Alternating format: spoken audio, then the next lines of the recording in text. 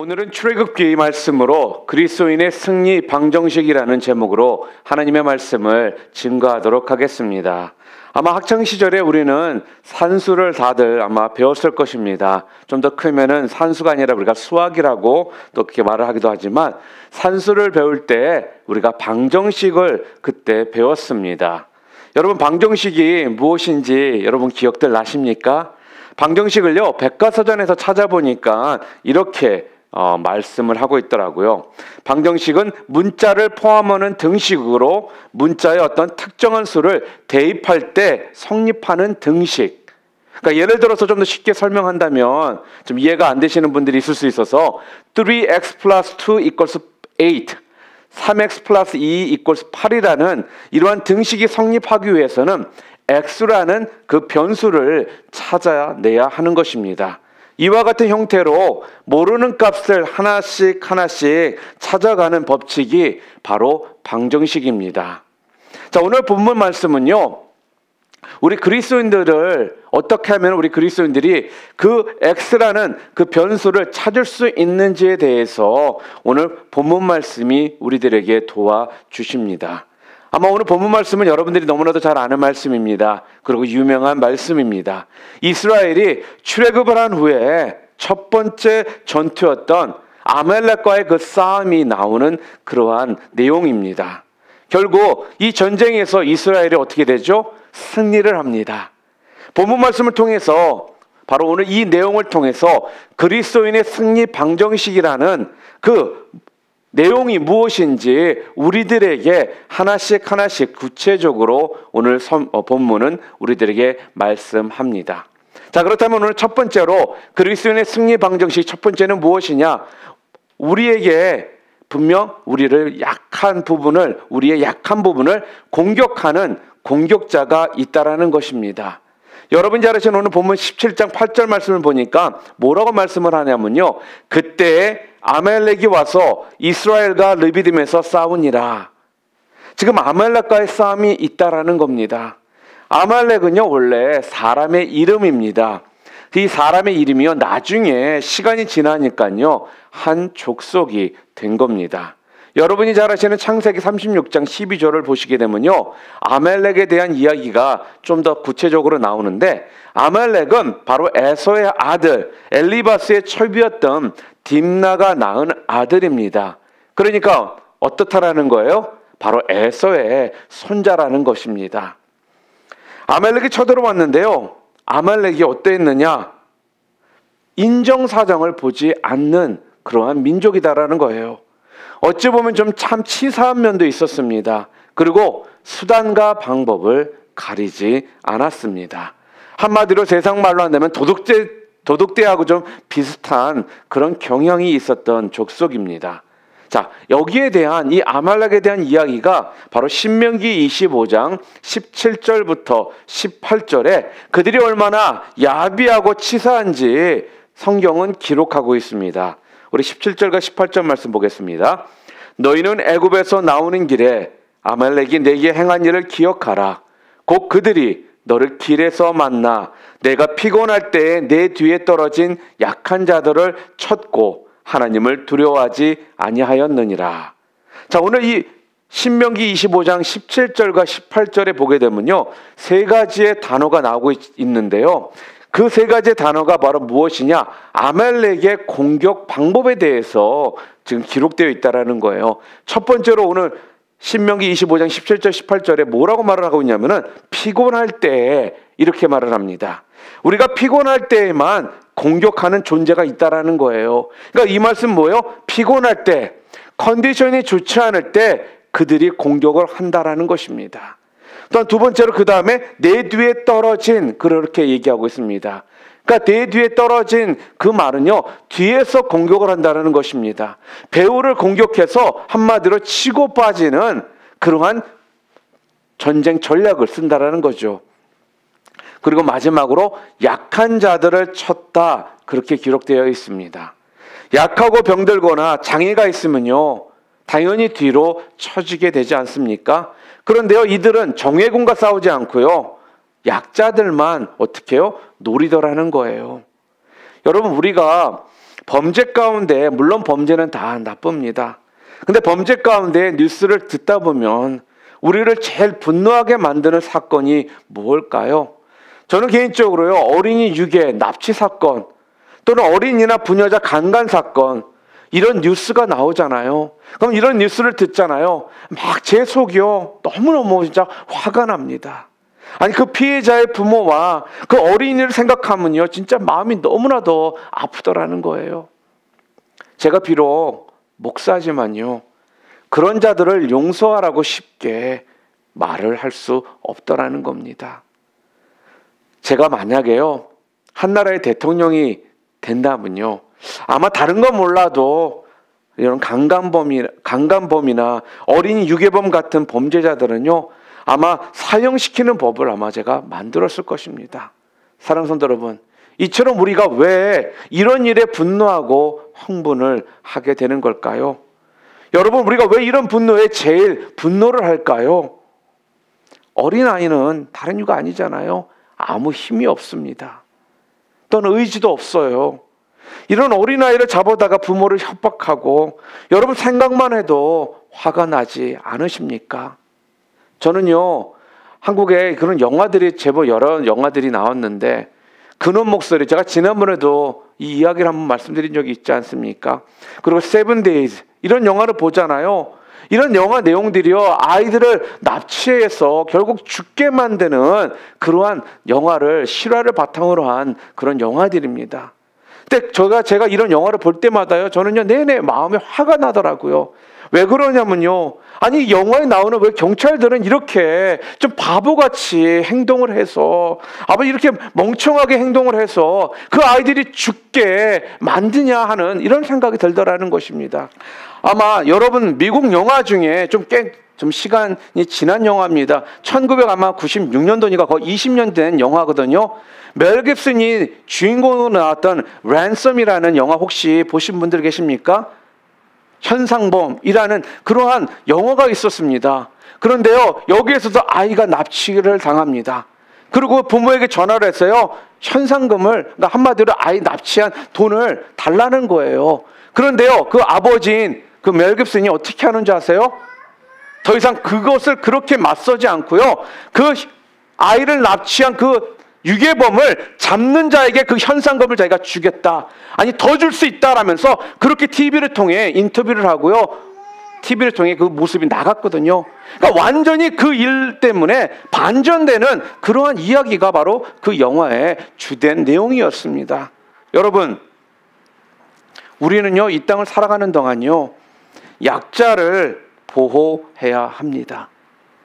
그런데요, 약자는 보호하기는커녕요, 우리가 약자를 무시하고 괴롭히고, 이러한 모습들이 성경은 지금 뭐라고 하냐면요, 그 모습이 바로 아말렉이다라고 우리들에게 지금 말씀하고 있는 겁니다. 여러분, 지금 한국에서 위안부 사건 때문에 한국과 일본이요, 외교적으로 굉장히 많은 그런 충돌과 마찰이 있는 걸 여러분은 아마 잘 아실 겁니다. 얼마 전에 드디어 위안부 사건이 두 나라 사이에 모든 것이 종결되었다라고 하면서 또한 이슈가 됐던 내용이 무엇입니까? 소녀상을 철거하는 이런 이야기가 막 나오면서 많은 사람들이 지금 화가 나 있고 또 분노하는 이런 일들이 지금 한국 사회에 지금 벌어지고 있다라는 거예요.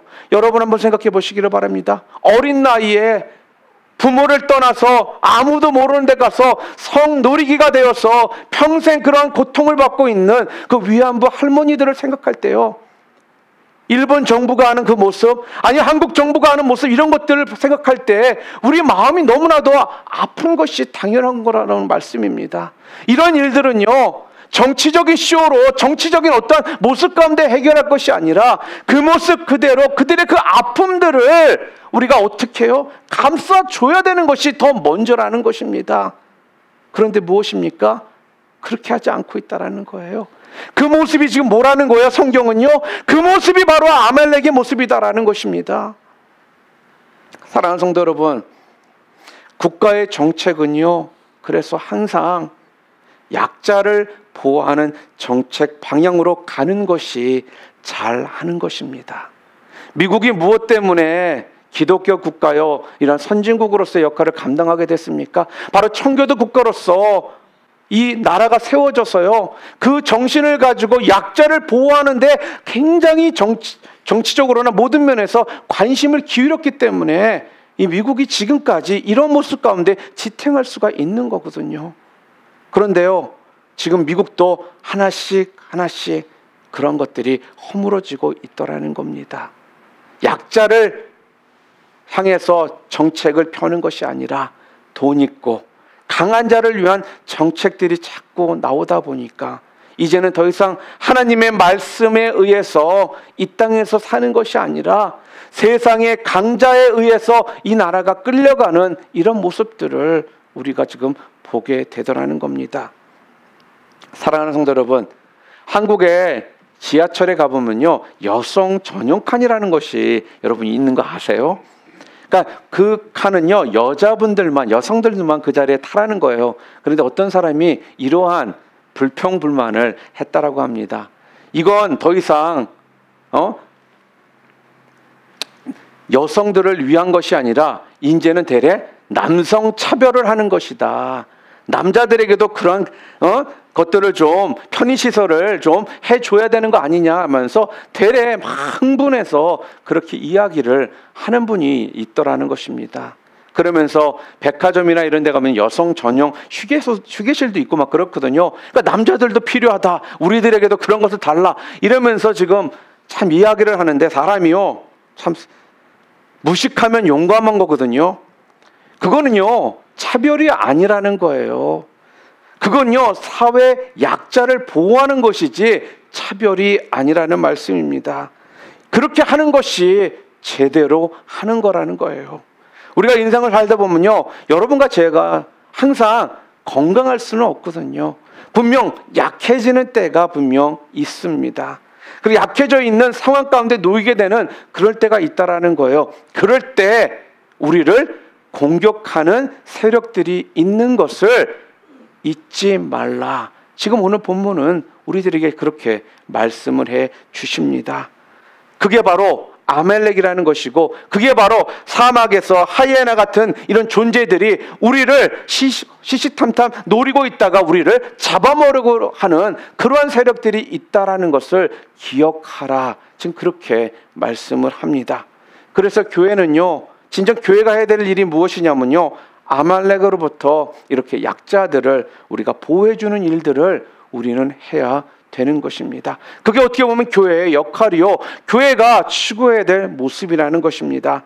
여러분 믿기는요, 여러분 모두가요 좀 그런 것에 좀 더 마음을 좀 열고선 그런 것에 좀 비전을 가지시고요, 여성분들을 보호해주는 일, 어린이를 보호하는 일, 병자를 보호하는 일, 힘없고 도움이 필요한 자들을 보호해주는 일, 이런 일들에게 여러분이 좀 비전을 갖고 꿈을 갖고 좀 나가실 수 있기를 주님의 이름으로 축원합니다. 왜 그렇다라고요? 지금 도초에 이런 아말렉 같은 그런 하이에네들이 지켜보고 있고 시기를 지금 노리고 있기 때문에 그렇습니다.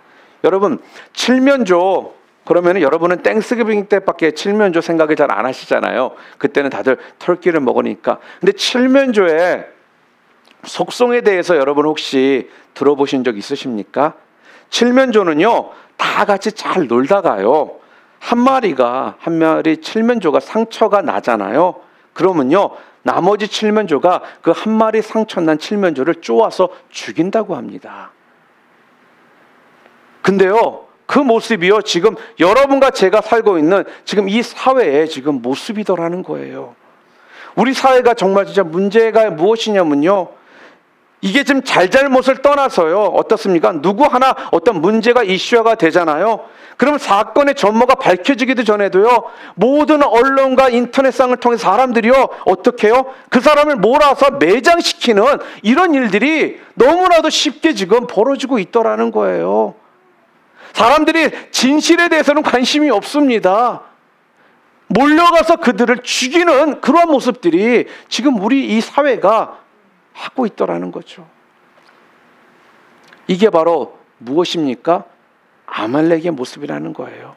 아말렉의 모습과 전혀 다를 바가 없다라는 것입니다. 악한 마귀가 점점 그래서요, 우리 민족과 지금 이 시대에 사는 사람들에게요, 아말렉과 같은 민족들로 우리를 자꾸 어떻게 해요? 만들어 가고 있더라는 것입니다.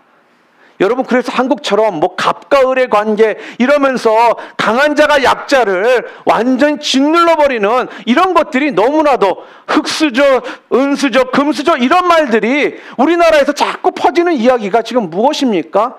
강한 자가 약자를 보호해줘야 되는데요, 강한 자가 약자를 더욱더 짓누르는 이러한 것들이 사회 가운데 완전히 지금 흘러가고 있는 모습이라는 것입니다.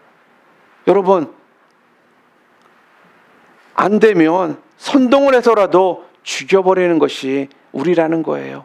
그런 일들이 언제 벌어졌습니까? 바로 이스라엘 민족들이 예수님을, 군중들을 선동해서 십자가에 못 박더라는 것입니다. 이런 일들이요, 지금 확히 보면 지금도 이 시대에 지금 벌어지고 있더라는 거죠. 사랑하는 성도 여러분, 우리 전때 이렇게 살면 안 되지 않겠습니까? 이러라고 예수님께서 이 땅에 오셔서 십자가상에서 피 흘리시고 죽으신 거 아니잖아요. 그런데 우리는 지금 예수님을 안다라고 말을 하면서 우리는 지금 이러한 아말렉과 같은 모습 가운데 우리가 지금 살고 있더라는 것입니다. 사랑하는 성도 여러분, 오늘 성경은요, 오늘 본문은 그리스도인으로서 승리 방정시 첫 번째로 분명 여러분들이 약해져 있을 때 여러분을 공격하는 세력들이 있다라고 분명 말을 합니다. 분명 오늘 말씀을 통해서 이 부분을 우리가 깨달았다면요, 지금부터 우리가 해야 될 것이 무엇일까요? 준비를 해야 된다는 겁니다. 막연하게 어떻게 되겠지가 아니라, 내가 약해지면 분명 이러한 공격이 나에게 오는구나, 이거를 깨달았다면, 분명히 알았다면 우리가 어떻게 해요? 준비를 해야 된다는 말씀이에요. 하나님, 지금 나에게 있는 이런 시험과 환난과 이 고난이 분명 하나님께서 내가 약해져 있을 때 공격이 올 것을 아시고 나에게 이 시간을 준비하고 계획하라는 하나님의 축복의 시간이다라고 믿고 여러분 모두가 준비할 수 있기를 주님의 이름으로 축원합니다. 여러분, 사람은요, 다 약점이 분명 있습니다. 한번 잘 생각해 보시기를 바랍니다. 성경에 보게 되면 많은 인물들이 성경에 기록되어 있지 않습니까? 그런데요, 그런 성경의 인물들도 다 약점이 있더라는 거예요. 우리가 지금 자주 말하는 모세는 어떻습니까? 모세는요, 그 혈기, 하여튼 성질이 급합니다. 이 사람 화를 잘 내서요, 화 때문에 결국은 사람을 죽였어요. 어떻게 해요? 미디안 광야로 도망치는 삶을 살게 되더라는 거예요. 또한 하나님을 통해서 하나님을 그 사람 모세를요 40년 동안 그렇게 훈련을 시켰거든요. 근데 훈련을 받았는데도 불구하고 또 어떤 일을 벌였습니까? 이스라엘 백성들을 출애굽 시키고 가다가요, 하나님께서 가나안 땅에 그를 들어가지 못하게 하시는 결정적인 또한 이유가 생기게 되더라는 거예요. 어떤 일이 벌어집니까? 분명히 하나님께서 어떻게 해요? 반석을 그냥 가르쳐라 라고 했는데 자기 그 혈기를 조절하지 못해서요, 지팡이로 그 반석을 2번이나 내리치더라는 거예요. 바로 이러한 일 때문에 그는 어떻게 해요? 가나안 땅에 들어가지 못하게 되더라는 것입니다. 무엇 때문에? 약점, 바로 그 혈기 때문에. 또한 우리가 잘 아는 베드로는 어떻게 할까요? 예수님의 수제자인 그 베드로의 삶은 어떻습니까? 베드로의 약점이 무엇일까요? 베드로는요, 뻥치는 거에 대가입니다. 큰 소리 치고요, 호언장담, 베드로처럼 확실하게 하는 사람도 아마 없을 겁니다. 여기 모든 사람들은 다 주님을 버린다 해도 나는 절대로 주님을 버리지 않을 것입니다. 이렇게 호언장담했던 그 자가 어떻습니까? 계집종 앞에서 나는 저자를 모른다라고 부인을 하더라는 것입니다. 또한 다윗의 약점은 무엇입니까? 다윗은요, 여자에게 약했습니다. 도망다니면서도요, 참 도망다니기가 바쁜데도 도망다니면서도 계속 부인의 숫자가 늘어나요. 자, 광야 생활하면서 능력도 좋습니다. 부인 숫자는 계속 늘어나고요, 거기서 끝나는 게 아니라 처녀든 유부녀든 간에 상관없이 아내로 삼더라는 거예요. 그런 일들이 계속적으로 벌어지다 보니까 밧세바에게 넘어가서 자기의 맨 사람을 적정히 전쟁터에 보내가지고 죽도록 만들고 밧세바를 취하더라는 겁니다. 이렇게 사람마다는 다 약점이 분명 있습니다. 그런데요, 약점이 있으니까 그냥 어떻게 할까라고 끝나면 안 되는 것이고요. 정확히 말하면 이걸 우리는 보완할 줄 알아야 된다라는 겁니다. 혹시 제 약점은 너무 약점이 없는 게 약점입니다, 그러시는 분들 계십니까? 우리 중에 약점 없는 사람은 분명 없습니다. 그래서요, 그 약점에 대해서 공격만 할 게 아니라요, 여러분과 제가 해야 될 것이 있다면 스스로가 내가 이 부분에 이런 약점이 있구나, 그러면서 그 약점을 막을 수 있는 준비를 여러분들이 하셔야 된다는 거예요. 그리고 진짜 어려움을 당했을 때 여러분들 왜 기도가 잘 안 나오는지 아세요? 기도가 잘 안 나올 때 또한 여러분이 해야 하는 게 뭘까요? 동역자를 좀 세우는 거예요. 기도의 파트너가 너무나도 중요하다는 겁니다. 오늘 본문을 보니까 모세는요, 아론과 훌이라는 동역자가 있어서 이 전쟁에서 승리를 할 수 있었던 것이거든요. 그래서 이 싸움을 통해서 우리가 깨달아야 되는 것이 무엇이냐? 우리는 모두 약점이 있다라는 겁니다. 그리고 약점이 있을 때 분명한 공격이 우리 가운데에 온다라는 겁니다. 그렇기 때문에 어떻게 해야 된다라고요? 그 약점을 대비하는 준비를 해야 된다는 것입니다. 그러기 위해서 오늘 모세는 어떻게 했습니까?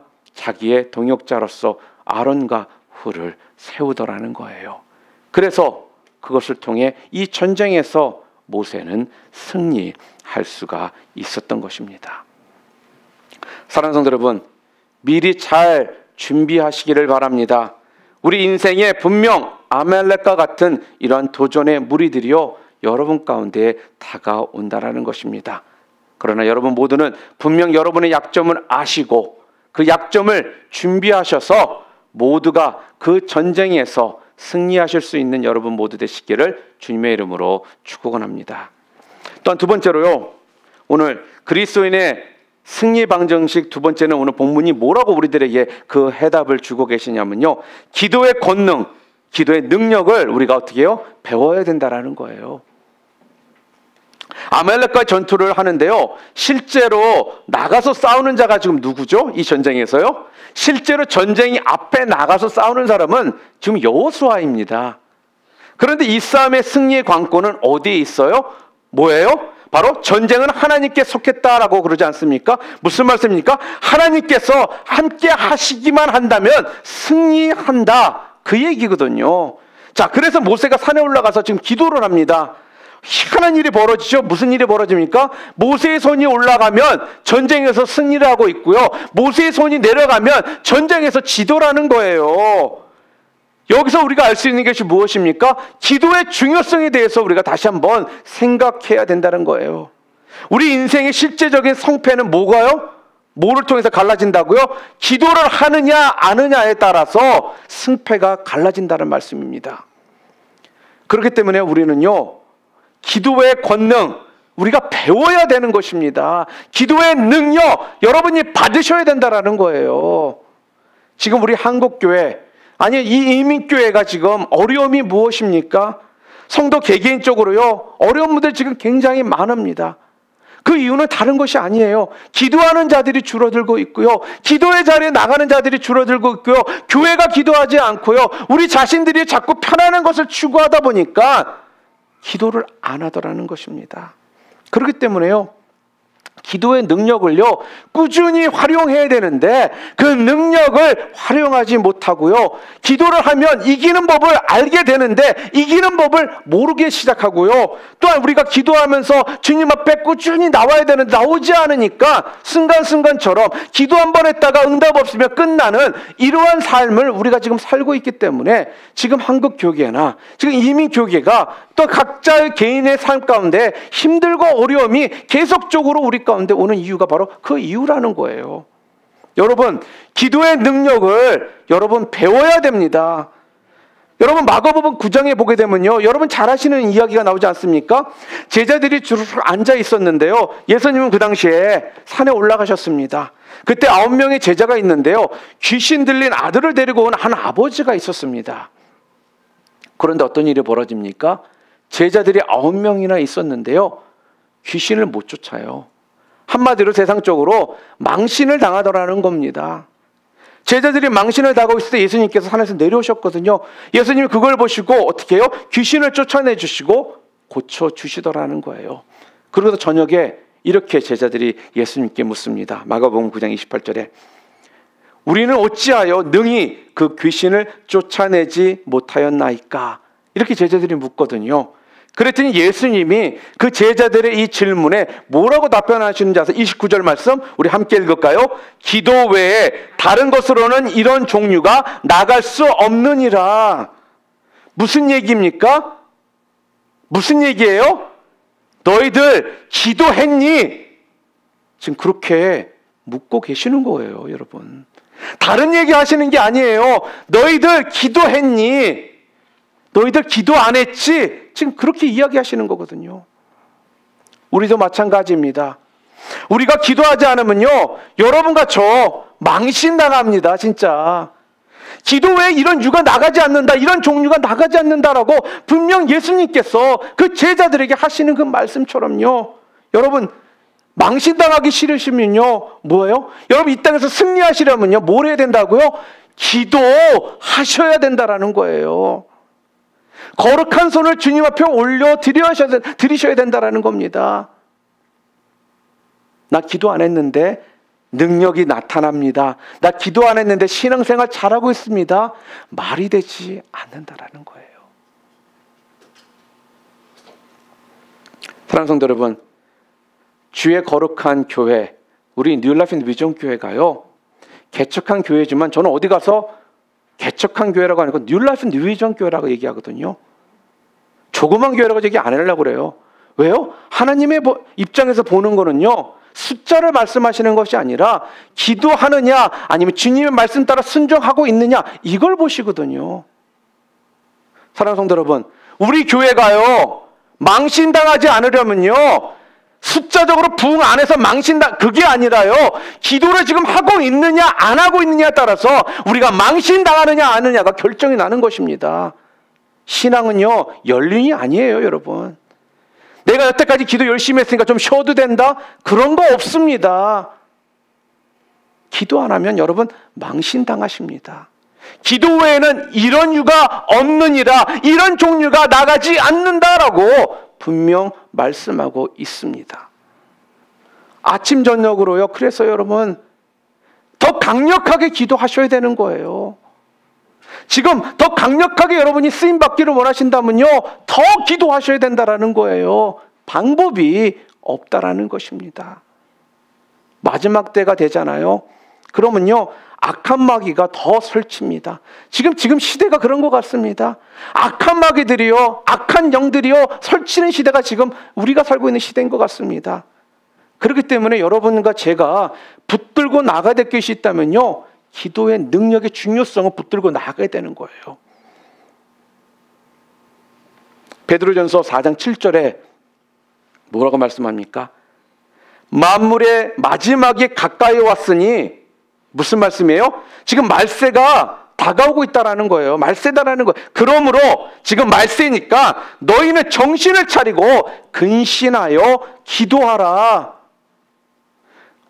너희는 정신을 차리고 깨어서 기도해야 된다라는 겁니다. 근신하여 깨어서 너희를 대적하는 그 마귀들이 지금 어떻게 우는 사자처럼 너희들을 덮치려고 하고 있기 때문에, 너희를 삼키려고 하고 있기 때문에 너희들은 깨어서 기도해야 된다. 그 이야기를 하시는 겁니다. 요즘 그렇지 않습니까? 조금만 잘못하잖아요. 그럼 물라 그러고요, 핥히려고 그러고요, 우는 사자처럼 우리를 삼켜들려고 하는 것들이 지금 정신없이 우리를 지켜보고 있다라는 거예요. 그런데요, 기도를 안 해요. 그런데도요, 무릎을 꿇지를 않습니다. 다니엘처럼요, 여러분, 우리가 강력한 기도로 말미암아 진짜 사자의 입을요 집보로 잠그는 이러한 일들을 해야 되는데도 불구하고요. 그리고 그 사자를 비계 삼아 쿠션 삼아 누르넣어서 드렁드렁 코 골면서 잘 수 있어야 되거든요. 우리가요. 여러분, 그런 상황 가운데 누가 편할까요? 기도한 다니엘은요 그 사자굴 속에서요 참 편안하게 잘 자고 있거든요. 그런데 실제적으로요 다니엘을 모함해서 굴 속에 집어넣은 사람들은요 죽었을까 어떻게 됐을까 그 밤에 잠 못 이루게 되어 있다라는 겁니다. 이런 모습이 여러분과 저의 삶 가운데 있어야 된다라는 거예요. 기도는요 여러분 왜 기도가 힘드냐면요 다른 이유가 아닙니다. 여러분 혹시 간암이나 간경화 또한 간염, 지방간 이런 간질환을 겪는 분들을 혹시 여러분 보잖아요. 그러면요 간이 진짜 다 썩어 아플 때까지는요 아무 통증을 느끼지 못합니다. 아프다라고 했을 때는 벌써 틀린 것이고 천국 갈 준비를 해야 되는 거예요. 여러분, 우리가 기도가 힘든 이유도 똑같습니다. 여러분 기도 하나하나 솔직하게 얘기할까요?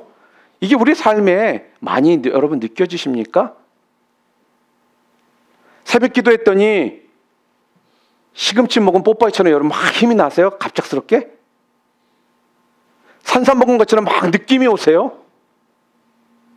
기도 하나하나 별로 그것을 잘 못 느끼더라는 거예요. 기도했더니 갑자기 하늘에서 돈 주머니가 하나 떨어져요? 기도 안 했더니 개인이 맨날 넘어져서 다칩니까? 그런 거 아니잖아요, 여러분. 오히려 반대일 수가 있는 경우가 더 많습니다. 기도했는데 되레 일이 잘 안 돼요. 기도 안 했는데 일이 잘 풀려요. 여러분 이것을 즐기지 마세요. 이것이 바로 뭔지 아세요? 바로 시험받고 있는 때라는 거예요. 그게 상황이요. 그렇기 때문에요, 여러분 숏텀이 아니라 우리의 신앙생활은요 롱텀을 바라보고 나가야 된다는 겁니다. 기도할 때 하나님께서요 우리가 어떻게 해요? 우리의 영을 새롭게 해주시거든요. 꾸준히 기도할 때 우리의 영이 맑아지기 때문에 차츰차츰 하나님의 음성을 듣게 되는 거예요. 하루 해가지고 무슨 산삼먹은처럼 힘나는 것이 아니라는 거예요. 그렇기 때문에 우리가 기도가 어렵다라는 것이고 기도가 잘 안 되는 것입니다. 여러분 기도 생활은 감각에 의존해서 하는 것이 아닙니다. 우리가 그러죠. 영성이라는 건요 하루아침에 생기는 것이 아니에요. 꾸준한 기도 생활 속에요 꾸준히 롱텀을 바라보고 주님 앞에 나갈 때 그 영성이 생기는 것입니다. 여러분 기도하시기를 바랍니다. 기도만이 영적 싸움에서 여러분 승리하실 수 있다는 것을 잊지 마시기를 바랍니다. 여러분 기도 없이도 잘 될 때가 있다면 그 시기가 무서운 시기라는 것을 잊지 마시기를 바랍니다. 여러분 새 중에 비서새라는 거 혹시 들어보신 적 있으십니까? Secretary Bird라는 새가 있어요. 이 새는요 참 웃기는 게 뭔지 아세요? 평소에는요 너무나도 잘 날아다닙니다. 그런데요 뭔가 두려움에 사로잡히잖아요. 그럼 이 새는요 날지를 못한대요. 날개짓을 못한다고 합니다. 이게 너무 우리 성도들과 똑같더라는 거예요. 평상시에는 아무 문제 없을 때는요 대략 기도도 잘해요. 기도 자리도 잘 참여하고 뭐 잘 살고 있는 것 같습니다. 그런데 진짜 정작 중요할 때는요 기도가 탁 막혀버려가지고 기도가 안 나옵니다. 왜 그런지 아세요? 다른 이유가 아닙니다.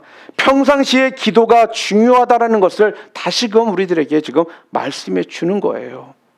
평상시에 꾸준히 기도한 사람은요 위기의 순간에 기도가 나옵니다. 왠지 아세요? 사람들은 그러죠. 위기가 닥치면 나 그때 가서 분명 기도할 거야 그래요. 만약에요 바닷가에 나가서 풍랑 만나면 나 기도 나올 거야 당연하지 기도하지 라고 하는데요. 진짜 여러분들이 바닷가에 나가서 풍랑 만나잖아요. 그러면요 여러분 기도 안 나와. 입만 떡 벌린 상태에서 어찌할 바를 모르는 그러한 모습이 된다라는 거예요. 그래서 우리가 평상시에 기도를 하셔야 되는 겁니다. 자기 패턴대로 우리가 하게 되어 있다라는 거예요. 무슨 말씀입니까? 평상시에 순교적인 삶을 사는 자가 순교를 하는 것이고요. 평상시에 찬송하는 사람이 마지막에 그 입술에 찬송이 나오는 것이라는 말씀이에요. 막판에 아무것도 안 하고 있다가 뭐가 나올 걸 기대하지 마시라는 겁니다. 그러므로 우리가 이 전쟁에서 꼭 배워야 될 것이 무엇입니까? 아말렉과 싸움의 관건은 다른 것이 아니라는 거예요. 기도라는 것입니다. 기도의 능력을 우리가 분명 배워야 된다는 거예요.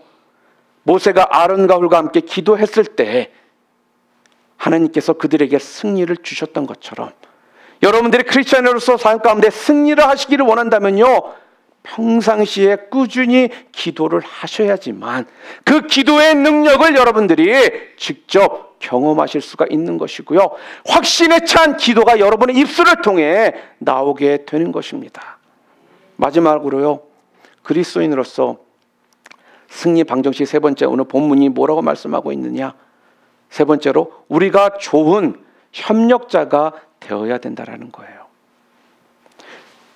모세에게 있어서 아론과 훌과 같은 분명 모습이 필요하다는 말씀이에요. 무슨 말씀이냐? 여러분 혹시 축구들 다들 좋아하시잖아요. 특별히 우리 옛날에 맨체스터에서 오랫동안 뛰다가 이제 은퇴를 하나 우리 박지성 선수가 그 팀에서 굉장히 인기가 있었고 사람들이 그 같은 플레이어라는 선수들이 저렇게 좋아했다라고 합니다. 근데 그 좋아했던 이유가 무엇이냐면요, 박지성 선수는요 어시스트를 잘했기 때문이래요. 그러니까 시합에서 그는요 항상 굳은 일을 마다하지 않고 마당새처럼 열심히 뛰는 이런 모습들을 같이 그 팀에서 함께 뛰었던 선수들이 좋아했다라는 거예요. 근데 솔직하게 우리 마음 가운데서는 우리 한국 선수가 유럽 무대에서 뛰니까 기왕이면 좀 골을 좀 많이 넣어주기를 좀 바라면서 섭섭함도 있었겠지만 무슨 말씀입니까? 팀마다 활용하는 부분들이 다 틀리더라는 것입니다.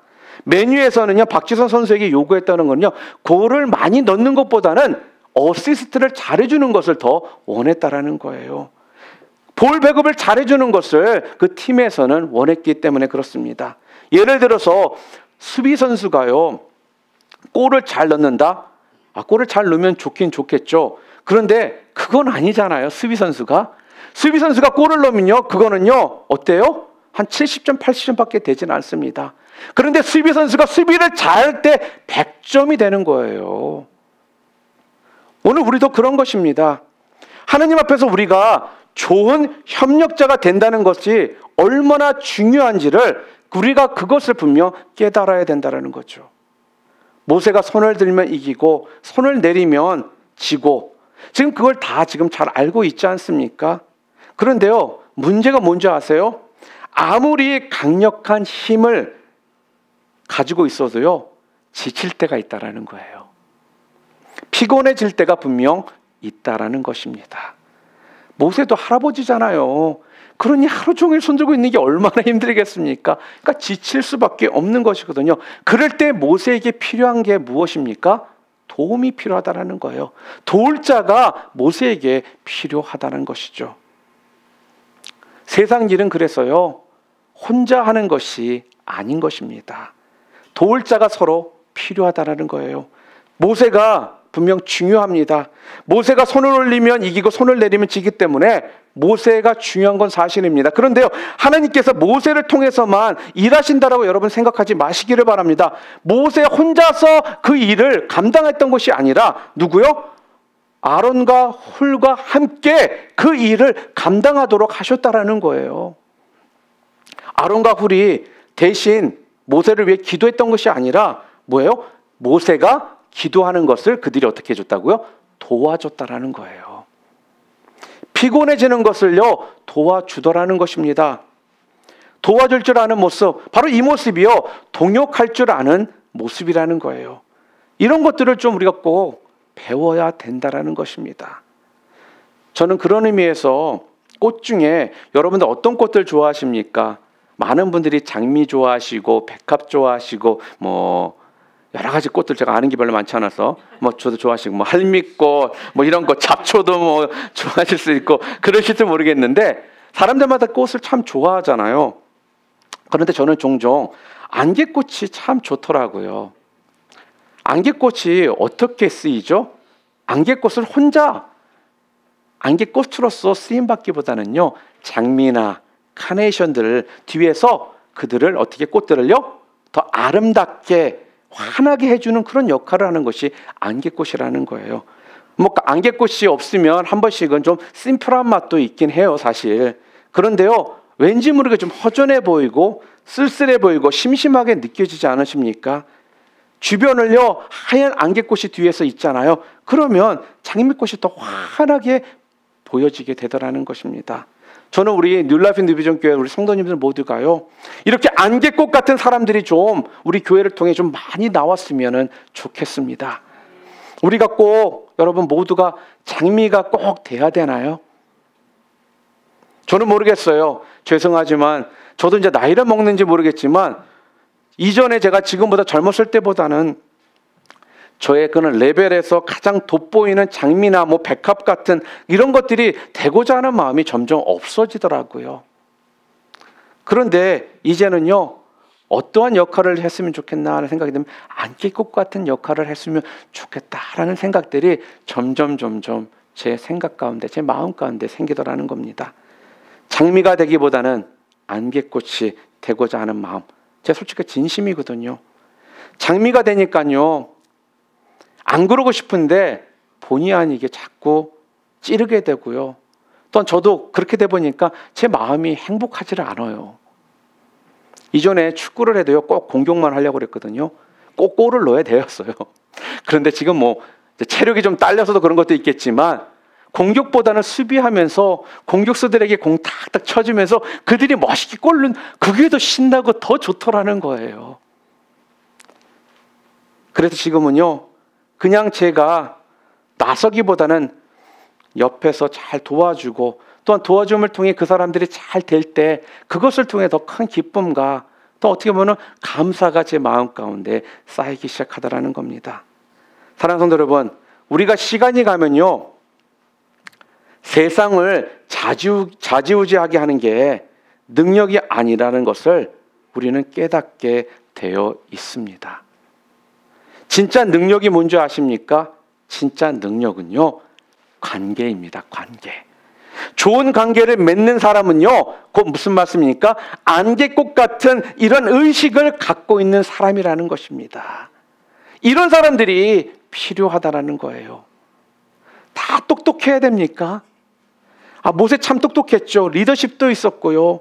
또 분별력도 있었고 똑똑하잖아요. 그런데 굳이 아론과 훌까지 똑똑할 필요는 없더라는 거예요. 하나만 똑똑하면 되지 않겠습니까? 사실 똑똑한 사람은 모세 한 명이면 되더라는 거예요. 그러나 모세는 성질이 급한 이런 약점들이 많았거든요. 그런데 오늘 본문을 통해서 보잖아요. 그러면 아론과 훌이요, 정말 멋있는 사람들이다라는 것을 알게 되는 내용이 오늘 본문에 적혀 있습니다. 솔직하게 모세가 하루 종일 손을 들고 있으니까 얼마나 팔이 아팠겠습니까? 그 모습을 보니까 아론과 훌이요, 그 모습을 보면서 팔이 아프니까 어떻게 해요? 잡아주면 되잖아요. 자, 본문 우리 12절 말씀. 모세의 팔이 피곤함에 그들이 돌을 가져다가 모세의 아래에 놓아 그가 그 위에 앉게 하고 아론과 훌이 한 사람은 이쪽에서 한 사람은 저쪽에서 모세의 손을 붙들어 올렸더니 그 손이 해가 지도록 내려오지 아니한지라, 이렇게 말을 하고 있습니다. 모세가 진짜 팔이 아팠습니다.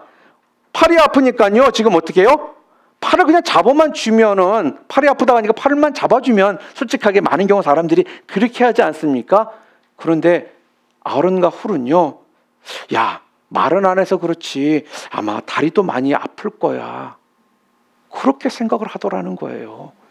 그러면서 모세가 말을 하지 않았는데도 불구하고, 모세는 언제 팔만 아프다고 말을 했는데도 불구하고 아론과 훌은요, 그가 어떻게 해요? 다리도 아플 것을 생각해서 돌을 가져다가 놓아주는 이런 마음이 있더라는 거예요. 이게 안개꽃 같은 마음이라는 것입니다. 사랑하는 성도 여러분, 이런 마음은 좀 우리가 가져야 되지 않겠습니까? 또 비유를 하나 든다면요, 안개꽃 말고 또 뭐를 들 수가 있냐면요, 옷걸이 같은 인생 여러분 들어보셨죠? 옷걸이 같은 인생이 좀 되었으면 좋겠습니다. 옷걸이가 탁 있잖아요. 그럼 옷걸이는 어떤 역할을 합니까? 여러 가지 옷들을 걸 수 있게 하는 것이 옷걸이 아니겠습니까? 그러니까 우리는 옷걸이라는 말씀이에요. 왜요? 그 옷걸이의 역할이 무엇입니까? 좋은 옷도 걸고 화려한 옷도 걸 수 있는 것이 옷걸이 아니겠어요?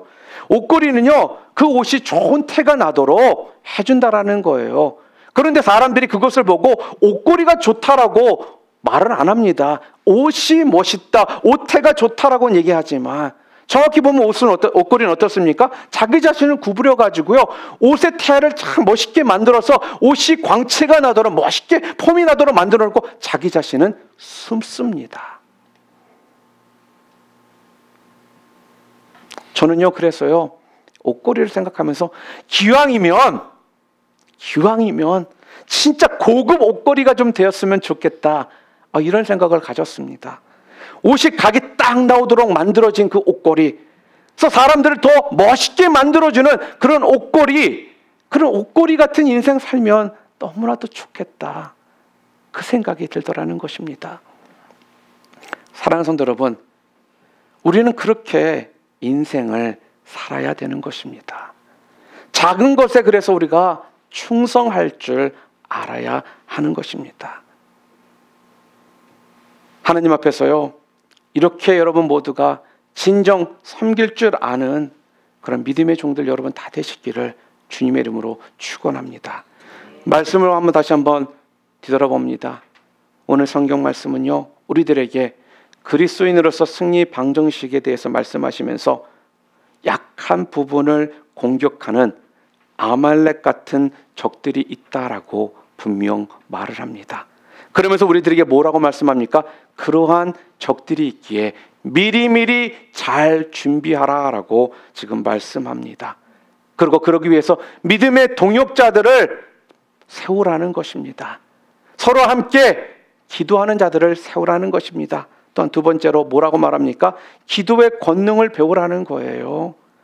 기도 외에는 이런 이유가 나가지 않는다, 이런 종류가 나가지 않는다라는 그 주님의 말씀처럼 기도하지 않고는 절대로 우리의 삶을 통해 능력이 나가지 않는다라는 것을 분명히 여러분들 기억하심을 통해 기도 한 번 하고 끝나는 삶이 아니라 평상시에 기도하시는 여러분들이 되셨어요. 영적으로도 항상 맑아지고요, 기도함을 통해 하나님의 음성을 들으심으로써 기도의 능력을 통해서 주님 앞에 영광 받으시는 여러분들이 되시기를 바랍니다.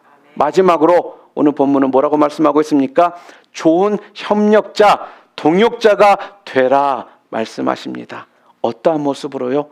안개꽃처럼, 옷걸이처럼 안개꽃같이 돕는 자가 되고 옷걸이처럼 잘 도움을 줄 수 있는 그러한 마음을 가진 협력자, 동역자가 되라 우리들에게 말씀하십니다.